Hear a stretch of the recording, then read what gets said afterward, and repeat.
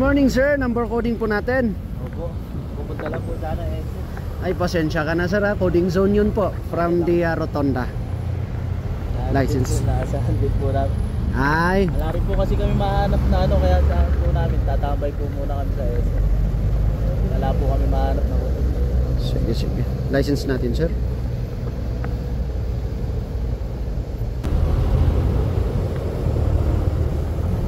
May office tayo dyan before SM, yung police station malapit doon sa Rotonda. Doon yung isa-settle yung penalty niya. Saan po banda yun sir? Dito sir, mag-make right ka lang doon, nakita mo yung overpass na yun. Pakanan ka dyan, makikita mo na after ng parada ng bus police station mismo. Pwede kang pumarada sa harap para makapagbayad ng penalty. Thank you sir.